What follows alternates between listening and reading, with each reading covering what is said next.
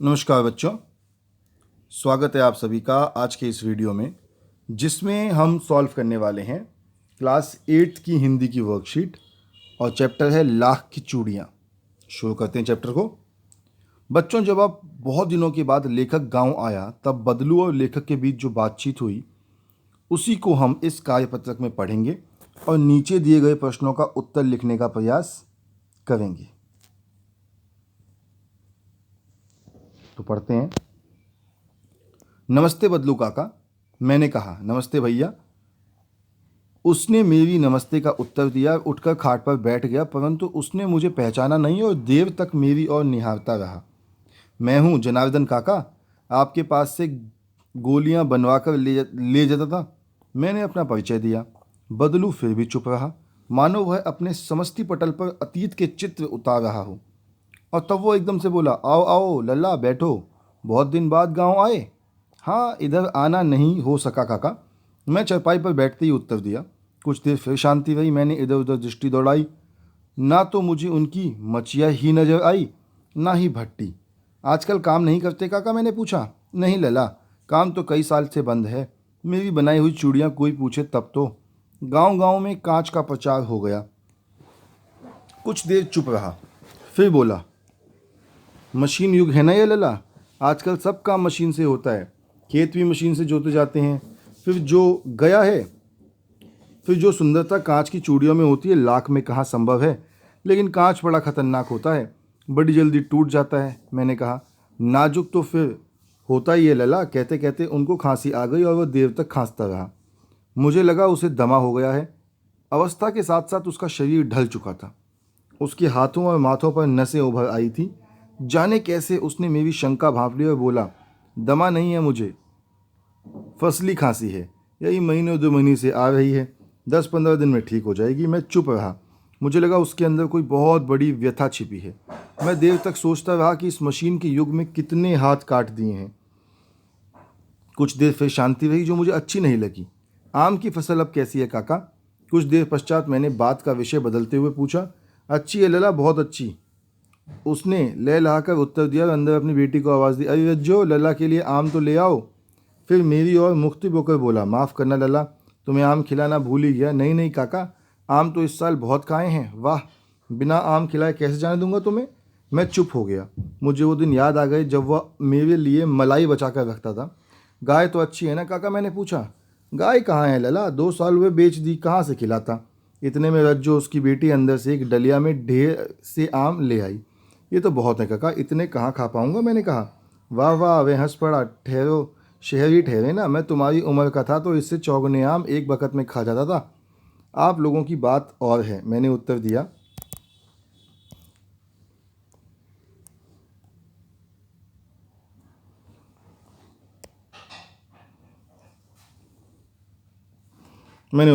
अच्छा बेटी, लला को 4-5 आम छांट कर दो, सिंदूरी वाले देना।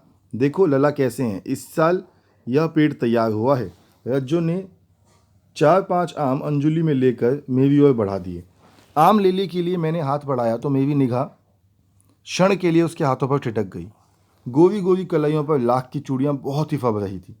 बदलू ने मेरी दृष्टि देख ली और बोल पड़ा, यह आखिरी जोड़ा बनाया था जमींदार साहब की बेटी के विवाह पर। 10 आने पैसे मुझको दे रहे थे, मैंने जोड़ा नहीं दिया। कहा, शहर से ले आओ। मैंने आम ले लिए और खाकर थोड़ी देर पश्चात चला आया। मुझे प्रसन्नता हुई कि बदलू ने हार कर भी हार नहीं मानी। उसका व्यक्तित्व कांच की चूड़ियों जैसा न था कि आसानी से टूट जाए। तो बेटा, अब प्रश्न देखते हैं। पहला प्रश्न है कि बदलू के मन में ऐसी कौन सी व्यथा थी जो लेखक से छिपी ना रह सकी।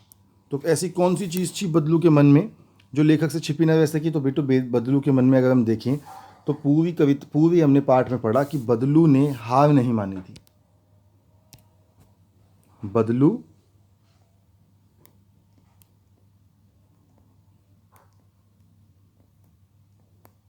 का काम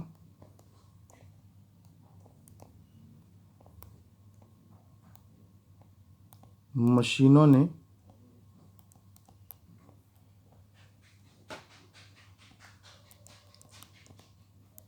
ले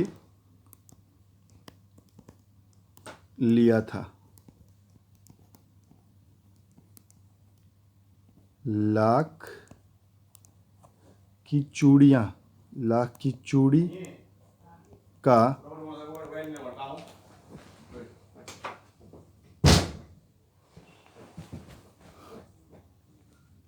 काम खत्म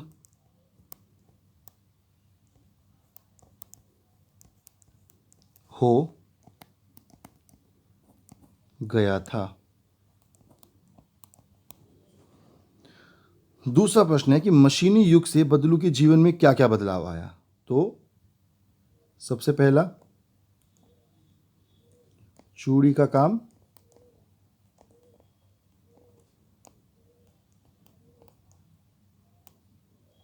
बंद हो गया तथा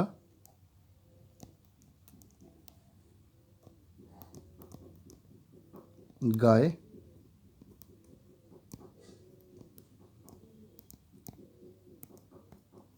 बिक गई क्योंकि पैसा नहीं था।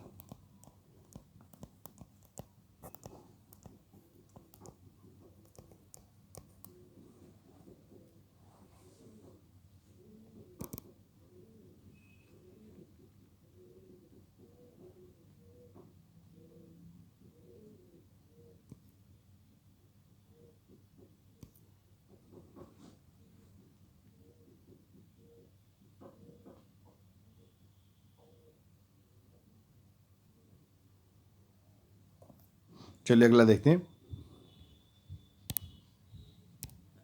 कि मशीनों से हमारे जीवन में क्या क्या बदलाव आए हैं। मशीनों से होने वाली दो हानियां और दो लाभ बताइए। तो सबसे पहले लाभ लिख लेते हैं। लाभ हैं कि काम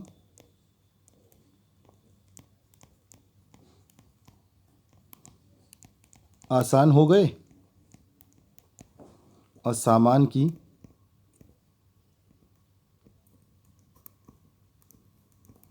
कीमत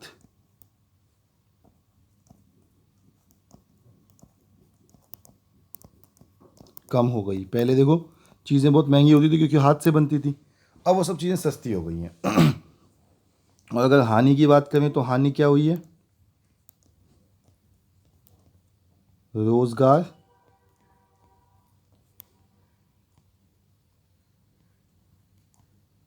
छिन गए, अब लोगों के रोजगार छिन गए। और दूसरा, प्रदूषण हो गया क्योंकि जितनी फैक्ट्रियां हैं, जितने कारखाने हैं, सबसे धुआं निकलता है। तो ये इसके नुकसान है। बदलू ने हार कर भी हार नहीं मानी। या लेखक को कैसे पता लगा? ये पता लगा कि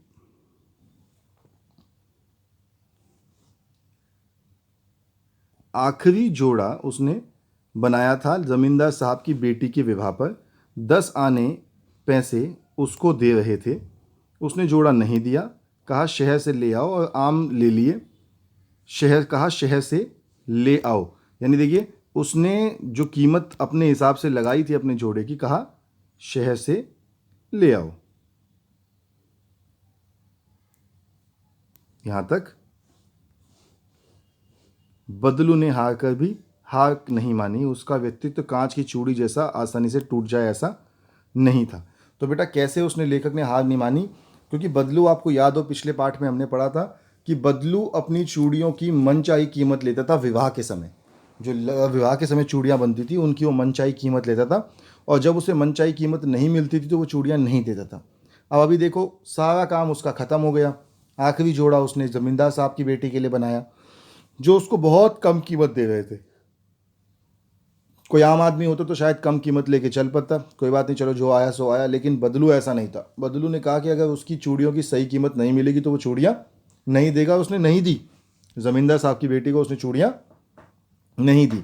तो इससे पता लगता है कि बदलू का व्यक्तित्व ऐसा था कि बदलू ने अंत तक भी हार नहीं मानी। चलिए बच्चों, ये वर्कशीट हो गई है कंप्लीट। आपसे कल मिलेंगे कल की वर्कशीट्स के साथ। तब तक के लिए stay healthy and stay safe.